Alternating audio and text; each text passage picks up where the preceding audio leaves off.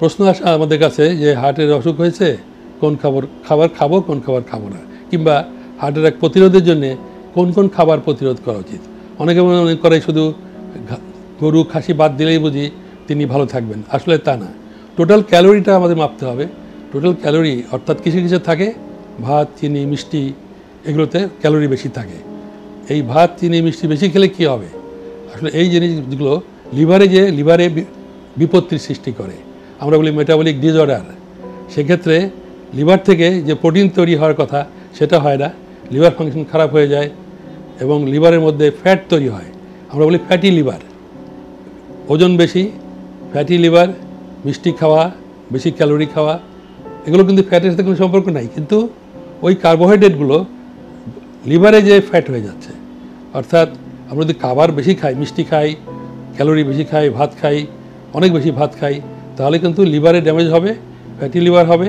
আর ওই fatty liver fat তৈরি করতে থাকবে শরীরে সব জায়গায়, যেয়ে হার্টের আর্টারিগুলো, ব্রেনের আর্টারিগুলো, হাত পায়ের আর্টারিগুলোর মধ্যে অ্যাথেরোস্ক্লেরোসিস তৈরি হবে। তাহলে দেখা যাচ্ছে এটাকে বলে আমরা মেটাবলিক ডিসঅর্ডার। অর্থাৎ একটা রোগ না, কিন্তু সেখানে ডায়াবেটিস হয়, হাইপারটেনশন হয়, কিডনি ফাংশন খারাপ হয়ে যায়, কোলেস্টেরল জমে, ফ্যাটি লিভার হয়, এমনকি সিরোসিস লিভার পর্যন্ত হতে পারে। তাহলে দেখা যাচ্ছে শুধু একটা রোগের সাথে যে সম্পর্ক তা না, আমাদের শরীরে ক্যালোরি যদি বেশি খাই, আমরা যদি এটা বার্ন আউট না করি, অর্থাৎ পরিশ্রম না করি, আমাদের কিন্তু হার্ট অ্যাটাকের সংখ্যা আগের চেয়ে বেড়ে যাবে। এ ব্যাপারে আমাদের সবাইকে সাবধান হতে হবে যে আমরা এত কিছু বাদ দিলাম, তাহলে খাবো কি? আসলে খাওয়া আমরা দেখেছি সবজি বেশি খেতে হবে, পাতা, ডাঁটা, এই জাতীয় ফাইবারওয়ালা সবজি। বিভিন্ন সবজি আমরা জানি, যেমন আমাদের দেশে উচ্ছে আছে, করলা আছে, তারপরে ঝিঙা, পটল, এগুলো সবই কিন্তু খাবারের অংশ। আমরা যদি সবজিটা বেশি খাই, কিছুটা ডাল খাই, কিছুটা প্রোটিন খাই, ডিমও খাই, এতে কোনো ক্ষতি হবে না।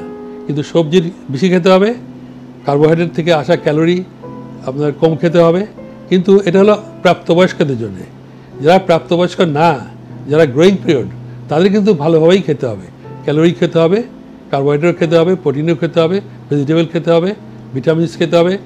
যারা বড় হয়ে গেছেন, যাদের ক্যালোরি খরচ করার জায়গা নেই, তাদের নিয়েই আমাদের এই সমস্যা।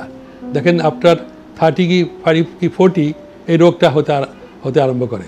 অন্য দেশে 60 বছর বয়সে হয়, আমাদের দেশে ইয়াঙ্গারদের আপনার এই হার্টের অসুখগুলো হয়। বিশেষ করে আমাদের দেশে যারা ধূমপান করে, আমাদের হিসাবে দেখা গেছে 40 বছরের নিচে যাদের হার্ট অ্যাটাক হয়, তাদের 80% লোকই ধূমপানে অভ্যস্ত।